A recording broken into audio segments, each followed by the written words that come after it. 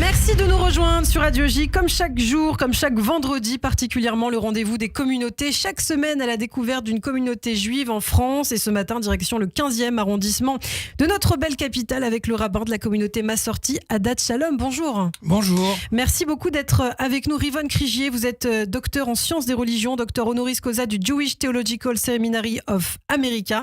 Et vous enseignez la pensée juive en divers lieux universitaires ou para-universitaires, juifs et chrétiens. D'ailleurs, on va parler de la relation avec les chrétiens. Et puis, vous écrivez beaucoup aussi, auteur de divers ouvrages, articles de pensée juive. Votre dernier livre à paraître, Fondamentalisme et humanisme dans le judaïsme. Alors, rabbin de la communauté Massorti, aussi appelée Conservative Judaism aux États-Unis et au Canada, courant majeur du judaïsme contemporain. Massorti qui signifie tradition en hébreu. Comment vous décririez justement ce mouvement à ceux qui ne le connaissent pas ? Eh bien, si vous voulez être à la fois religieux et laïque, et vous vous demandez où mettre le curseur, bienvenue chez nous. On essaye de manger à tous les râteliers.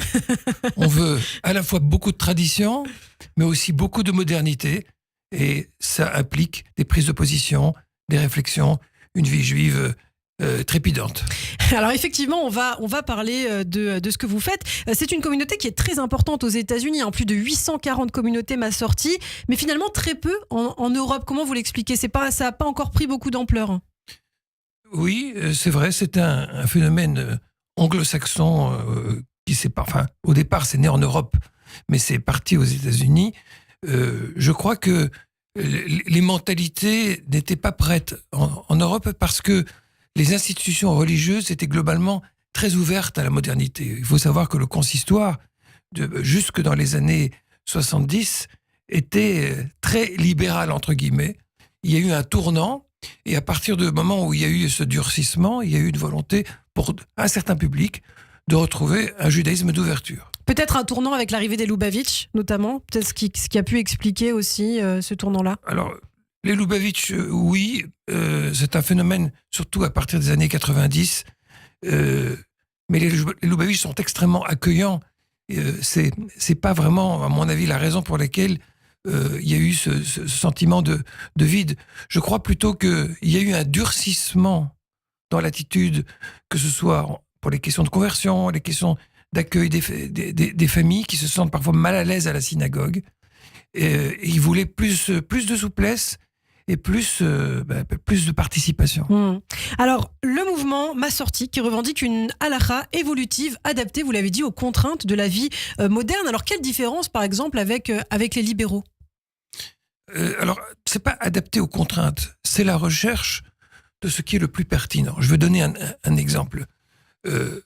On ne peut pas faire l'impasse sur le statut de la femme, sur l'émancipation de la femme au XXe siècle. Comme un siècle plus tôt, on n'a pas pu faire l'impasse sur l'abolition de l'esclavage.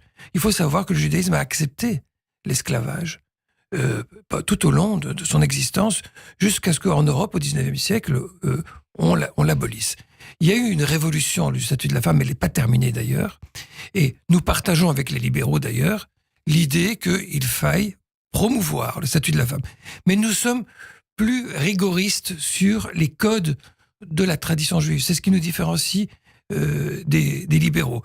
Nous sommes plus stricts sur l'observance du Shabbat, de la cacheroute, des prières, de l'ensemble de la vie traditionnelle. Alors un point commun avec les libéraux par ailleurs, c'est vrai, vous parlez des femmes, depuis les années 80, il existe des femmes rabbins Massorti et ça c'est très important. C'est très important, mais pour ceux qui ne le savent pas, il existe depuis une quinzaine d'années des femmes rabbins orthodoxes modernes. Et aux États-Unis, en Israël, et on a maintenant Myriam Ackerman, une femme rabbin orthodoxe en France. Une femme américaine, d'ailleurs son mari aussi. Absolument. Et donc les Massorti, un petit peu avant les orthodoxes modernes, ont introduit cette nouveauté. Le mouvement Massorti qui a un regard différent, vous le dites, c'est vrai, sur la place des femmes. La question du divorce, notamment, vous êtes très attaché à ce que la femme puisse être respectée aussi dans le cas du divorce, quand un mari, par exemple, refuse d'accorder le guet à sa femme. Absolument. Là, vous soulignez un point extrêmement douloureux. Il existe une asymétrie de droit entre l'homme et la femme en matière de divorce. C'est l'homme qui remet l'acte de divorce qu'on appelle le guet. Il peut le refuser et il peut y avoir un chantage. Beaucoup de femmes souffrent de cela, ne peuvent pas se remarier, alors que si un mari le fait, les conséquences juridiques ne sont pas les mêmes. Donc il y a une véritable injustice. Ça fait un siècle que les rabbins du monde entier, y compris dans le monde orthodoxe, débattent de cette question, mais sans vraiment, dans l'orthodoxie, faire avancer les choses. Et donc, les courants modernistes, eux, poussent pour qu'il y ait plus de symétrie et d'égalité entre les hommes et les femmes sur ce sujet important. Effectivement, prévenir donc le problème des fameuses agounottes. Alors, il y a aussi le processus de conversion. C'est intéressant de savoir comment ça se passe au sein du mouvement Massorti. On sait que quand on passe par le consistoire, ça peut être très long, très douloureux. On peut avoir des refus. Comment ça se passe dans le mouvement Massorti ? L'approche générale est une approche d'accueil, mais exigeante. Beaucoup de gens s'imaginent qu'aller chez les libéraux ou chez les Massortis, c'est on va vaguement assister à un cours, puis un an après, automatiquement, il y a le certificat qui nous tombe dans les mains. C'est une vision qu'on entend souvent, mais qui est très caricaturale. Il y a une vraie éducation, une vraie formation. Les personnes sont invitées à venir et à s'imprégner de la vie juive et des offices, et il y a un niveau d'exigence tout à fait sérieux. C'est un très beau moment, d'ailleurs très émouvant, de voir des gens qui choisissent de devenir juifs. Et ça prend des années quand même, malgré tout. Hein. C'est pas une question de temps, ça prend pas nécessairement des années.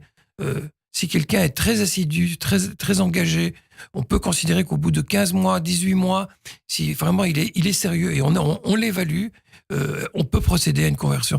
Il faut se rendre compte que les gens font leur vie. S'il y a des couples, on ne peut pas les faire traîner comme ça pendant des années. Ce n'est pas justifié, à notre sens. Surtout par rapport aussi, s'ils veulent des enfants, ça peut s'avérer Maintenant, important. si quelqu'un ne remplit pas les conditions du programme, ça peut prendre des années ou ne pas se produire. Absolument. Alors, il y a aussi un thème qui vous tient particulièrement à cœur, et notamment au sein du mouvement Massorti, c'est le dialogue interreligieux. D'ailleurs, Rivon Krigier, vous avez été le premier rabbin officiellement invité à intervenir pour une conférence à la cathédrale Notre-Dame de Paris. Et on l'a vu, c'est vrai, depuis le 7 octobre, et on le voit d'ailleurs depuis des mois, le soutien que peuvent apporter certains religieux chrétiens, le père Desbois qui est souvent invité sur cette antenne, le père Christophe Le Sourd, qui ont écrit notamment une tribune en soutien au peuple juif, en soutien à Israël. C'est important toujours de communiquer avec les autres communautés. J'irai plus loin, c'est plus qu'important, c'est capital. Nous sommes dans un monde mondialisé et nous savons que les religions jouent un rôle déterminant dans les mentalités des civilisations et des peuples, et notamment, hélas, dans la radicalisation. C'est un devoir primordial de dialoguer, de se connaître, de se comprendre. Ça ne veut pas dire de faire de syncrétisme. Il faut se respecter chacun dans ses différences, mais mieux se connaître, c'est capital. Et puis, je peux vous assurer que c'est absolument exaltant de découvrir la richesse des autres religions et eux, de découvrir la beauté et la richesse de notre tradition et de notre pensée. C'est vrai, de faire découvrir la pensée juive à des chrétiens qui peuvent être très intéressés. Concernant les musulmans, par exemple, est-ce que vous avez aussi des contacts dans votre synagogue avec les communautés musulmanes ? Tout à fait. Il y a une initiative que nous avons prise déjà depuis plus de 15 ans de quartier entre la paroisse locale du 15e arrondissement Saint-Léon et la salle de prière Javel musulmane. Nous avons des liens très fraternels. Et je suis intimement convaincu que la solution du conflit israélo-arabe, si on peut l'espérer, passe notamment par le fait que des juifs et des musulmans s'asseyent à la même table, partagent leurs idées, fraternisent. Oui. C'est essentiel pour éviter de tomber dans la spirale de la violence. Sur la question du conflit israélo-arabe, justement sur la question d'Israël, le mouvement Massorti a soutenu le sionisme dès la fin du 19e siècle. C'est important aussi pour vous de manifester votre soutien à l'État d'Israël. Oui, vous m'épatez parce que vous avez bien préparé votre interview. C'est vrai. Contrairement au mouvement libéral, d'ailleurs, que je ne veux pas accabler, qui était beaucoup plus assimilationniste, en tout cas, qui considérait que dès l'instant qu'on était intégré dans les nations, il fallait couper tout lien avec une espérance de nationalisme juif. Eh bien, le mouvement conservatif, qui est devenu appellation Massorti dans le monde, a toujours estimé que c'est capital pour l'avenir du peuple juif, de développer un foyer de judaïsme intense. Et donc, oui, nous soutenons l'État d'Israël. Ça ne veut pas dire que inconditionnellement nous soutenons toutes les politiques, mais chaque individu se prononce personnellement. Nous n'avons pas une position politique en tant que mouvement, mais nous sommes éminemment solidaires de l'État d'Israël et du sionisme.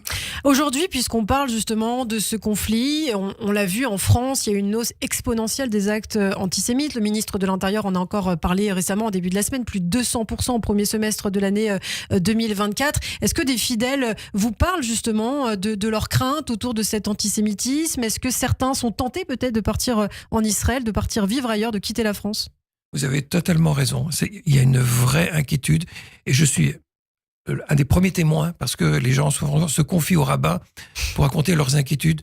Ils ont peur d'être livrés à la maison, de donner leur nom dans les taxis, puisque aujourd'hui beaucoup se fait par les applications. Et donc, c'est devenu une vraie inquiétude quotidienne. Certains, oui, hélas, partent ou décident d'y réfléchir. Je crois que effectivement, les autorités publiques ont un devoir maximal pour essayer de faire en sorte que les Juifs puissent vivre correctement en France. Et vous le ressentez? Vous ressentez cette crainte? On le ressent, et d'ailleurs nous allons faire le 10 septembre, très très prochainement, une soirée spéciale où on va donner la parole aux membres de la communauté. Et les gens ont besoin de parler, d'échanger.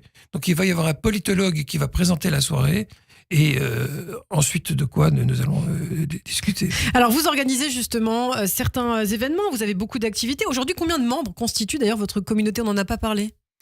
Il y a 400 familles qui sont des membres actifs de notre communauté, mais comme vous le savez, les communautés, c'est plusieurs cercles, il y a plein de gens qui fréquentent sans être membres, puisqu'il y a une activité culturelle, c'est aussi un centre communautaire. Bien sûr. Et vous disposez d'une grande synagogue qui a été entièrement rénovée il y a quelques années, et un espace de fête qui peut accueillir aussi le public pour les Shabbats, pour les différentes fêtes religieuses. Tout à fait. Il y a eu beaucoup d'événements, des bar mitzvot, des brit milah, enfin... C'est très beau de voir la vie juive en pleine effervescence. Rivon Krigier, rabbin de la communauté Massorti. Alors, est-ce qu'il y a peut-être des événements à suivre, des activités que vous souhaitez annoncer à nos auditeurs, nos auditrices qui sont intéressés, qui veulent peut-être aussi visiter votre synagogue? D'abord, il suffit de se rendre sur le site Adat Shalom ou de contacter notre secrétariat pour recevoir toutes les informations. Comme je vous le dis, nous allons avoir cette soirée de réflexion sur la situation en Israël et en France. Il y a également prévu pour le 23 septembre une soirée de lancement du livre que je publie sur un sujet brûlant, vous l'avez évoqué, fondamentalisme et humanisme dans le judaïsme. On trouve les deux. Et nous, on choisit l'humanisme, mais il faut pouvoir comprendre de l'intérieur le phénomène. Merci beaucoup, Rivon Krigier. Merci d'avoir été avec nous. Donc, vous pouvez vous renseigner, effectivement, vous l'avez dit, sur le site Adat Shalom, ADATHSHALOM.org. Et puis, vous évoquez un numéro de téléphone, le secrétariat, que j'ai justement en face des yeux, 01 45 67 01 45 67 97 96. Merci beaucoup, Rivon Krigier. C'est moi qui vous remercie. Et je vous dis à très bientôt. Shabbat Shalom. Shabbat Shalom.